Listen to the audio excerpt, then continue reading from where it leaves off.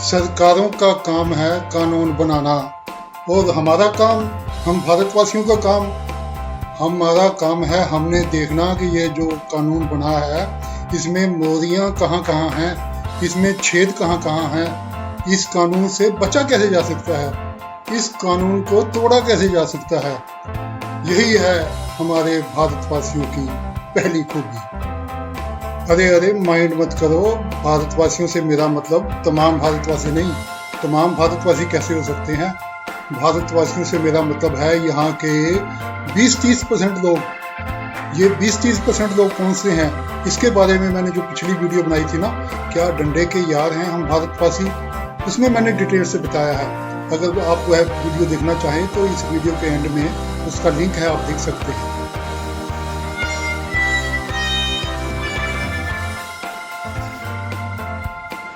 आइए पहली खूबी की बात करते हैं।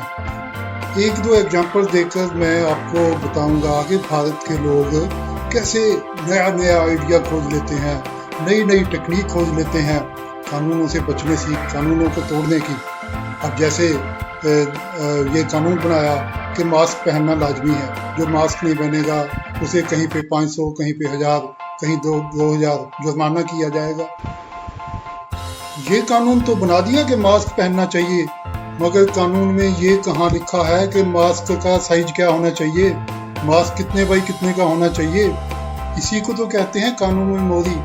यही तो ढूंढते हैं हम लोग। अब कर दो इन भाई साहब का चालान। कानून में यही लिखा ना कि मास्क पहनना लाजमी है, तो मास्क तो उन्होंने पहना हुआ है, अब चालान कैसे काटोगे इनका?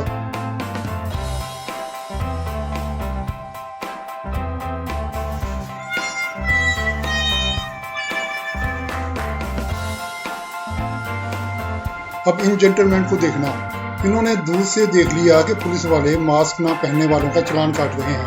इन्होंने पीछे मोटरसाइकिल रोक लिया और अपना बैग वगैरह देखा, उसमें और तो इन्हें कुछ मिला नहीं। इन्हें अपनी पत्नी जी का पेटीकोट मिला, तो इन्होंने अपनी पत्नी जी का पेटीकोट मुंह पर बांध लिया। और आखिर भारतवासी हैं, जानते हैं कानून से कैसे बचा जा सकता है। अब गए पुलिस वालों के पास, चालान कहाँ काट सकते थे पुलिस वाले? कहाँ लिखा है कि आप इतना बड़ा मास्क नहीं पहन सकते?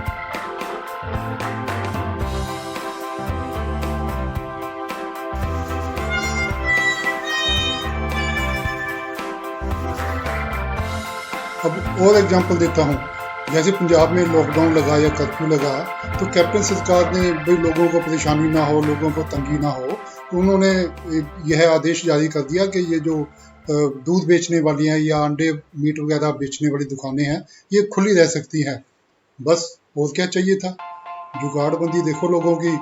कई फर्नीचर बेचने वाले शोरूम ने 7-8 ट्रे अंडों की लगा के साइड में रख ली।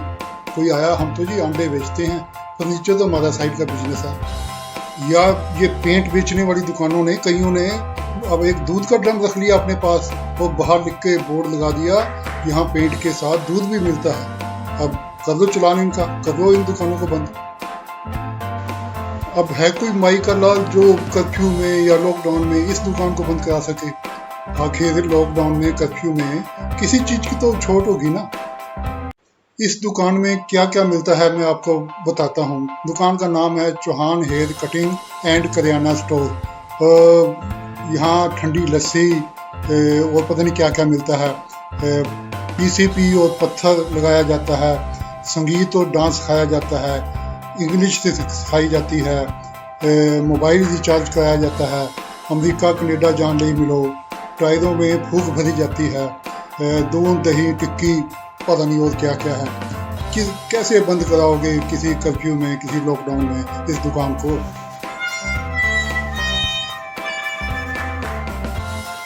हमारे देशवासियों की दूसरी महान खूबी है, जब भी कुछ गलत हो ना तो खिसक लो, आप इनोसेंट बन जाओ और सारा दोष डाल दो सरकारों पर। अब सब्जी मंडी में बिना मास्क के घूमते रहे, बाजारों में टहलते रहे, शादी ब्याह पर जफ्फियाँ डालकर भंगड़े डालते रहे, डांस करते रहे। मगर जब ये लॉकडाउन लगा, ये कर्फ्यू लगा, तो सारा दोष मोदी का, सारा दोष ये कैप्टन का, सारा दोष केजरीवाल का। यानी कि जहाँ पर जिसकी सरकार है, सारा दोष उनका। अब यही कह रहे हैं ना लोग कि अगर ये मोदी ने और ममता बनर्जी ने और बाकी लीडरों ने ये रैलियां ना की होती तो ये बीमारी इतनी बढ़नी नहीं थी। ये बीमारी बढ़ने का कारण है इनकी रैलियां। हंसी आती है ये सब सुनकर। एक बात बताओ, ये रैलियों में हजारों लाखों में कौन गया था?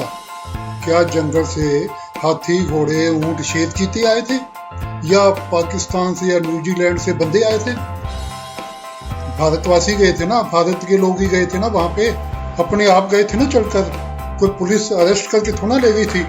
वहां दोनों हाथ उठाकर जिंदाबाद जिंदाबाद किसने की थी? क्या किसी ने AK-47 रखी थी तुम्हारे सामने कि जिंदाबाद करो नहीं तो गोली चला देंगे? तो फिर जब अपनी मर्जी से गए, आप गए, तो ब्लेम फिर लीडरों पर क्यों? अब तुम कहोगे लीडरों ने रैली की कॉल दी थी, वो क्या कहते हैं ना, आह्वान किया था रैली में आने के लिए। अरे मुझे बताओ बुद्धिमान लोगों, कल को लीडर अगर कहेंगे कि हमने बड़े बड़े कुएं खोदे हैं, आइए आप उसका उद्घाटन कीजिए, उसमें कूद जाइए, तो क्या कूद जाएंगे उनके कहने पर आप? ये रैलियों में जाना तो कुएं में कूदने से भी ज्यादा खतरनाक था। तुमको मालूम नहीं था कितनी डेंजरस बीमारी है ये, कितनी जल्दी एक से दूसरे में फैलती है? तुमको अपने बच्चों, अपने परिवार की कोई चिंता नहीं थी? क्या तुम दूध पीते बच्चे थे, या तुम नर्सरी के LKG के स्टूडेंट थे जो तुमको कोई गोद में उठाकर रैलियों में ले गया और अब ब्लेम करते हो दूसरों को? मेरे प्यारे देशवासियों, 1947 से हम आज़ाद हैं, 70 साल से ज़्यादा हो गए। अब तो मैच्योर हो जाओ, अब तो मैच्योर हो जाओ।